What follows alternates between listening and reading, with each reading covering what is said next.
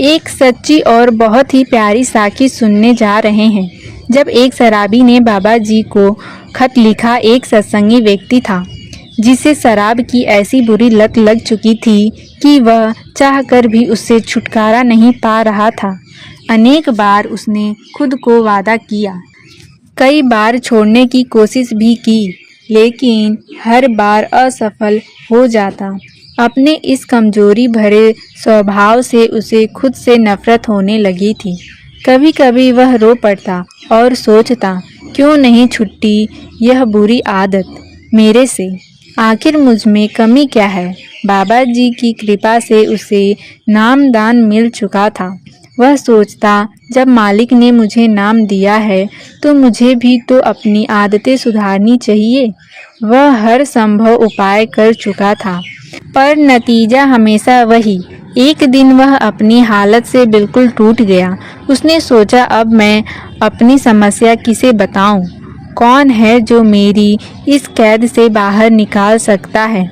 उसके मन में अचानक एक ही विचार आया, क्यों न मैं बाबा जी को पत्र लिखूं, अपने मन की सारी बात उनके चरणों में रख दूं। उसे भरोसा था कि कोई भी इस लत को उससे दूर नहीं कर सकता सिवाय बाबा जी के। और वह बैठ गया, कागज पर अपनी पूरी परेशानी लिखते हुए।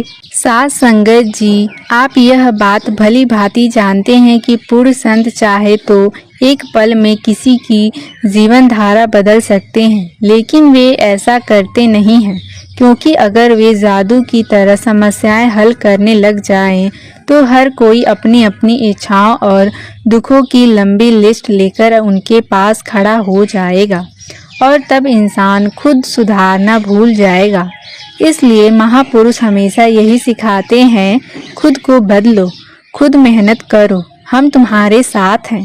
उसने पत्र में सब कुछ लिख दिया, अपनी कमजोरी, अपना दुख, अपनी बेबसी, सब कुछ उस खत में लिख दिया।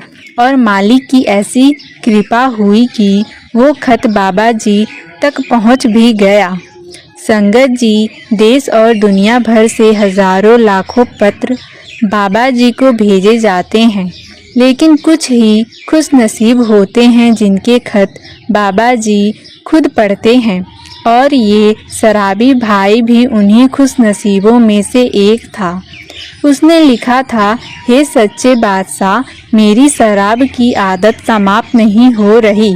नामदान भी मिल चुका है, लेकिन मैं खुद को बदल नहीं पा रहा। कृपा कर इस पाप से मुझे छुड़ा दीजिए। जब बाबा जी ने वह पत्र देखा, पढ़ा तो उत्तर भेजा।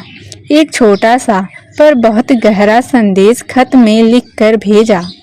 भाई, इसकी चिंता छोड़ दे, तू शराब ही तो पीता है, किसी का खून थोड़ी पी रहा है। जब शराबी को बाबा जी का पत्र मिला तो पत्र पढ़कर वह एकदम अवाक रह गया। उसे समझ नहीं आया यह क्या संदेश है।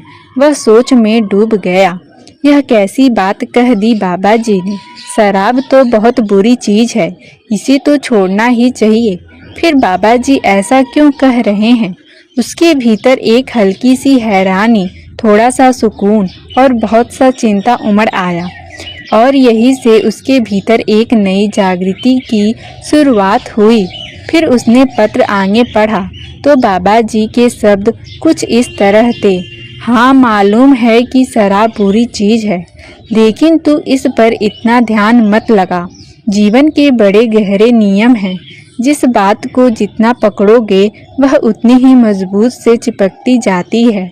तू दिन रात इसी आदत के बारे में सोचता रहेगा तो उसी में उलझा रहेगा। जिस पर ध्यान दोगे वही मन में घर जाएगा। इसलिए इसकी चिंता छोड़ दे, तेरा ध्यान भजन बंदगी पर होना चाहिए। बाबा जी ने लिखा, समय को चिंता में नहीं, मालिक के नाम में लगाना सीखो।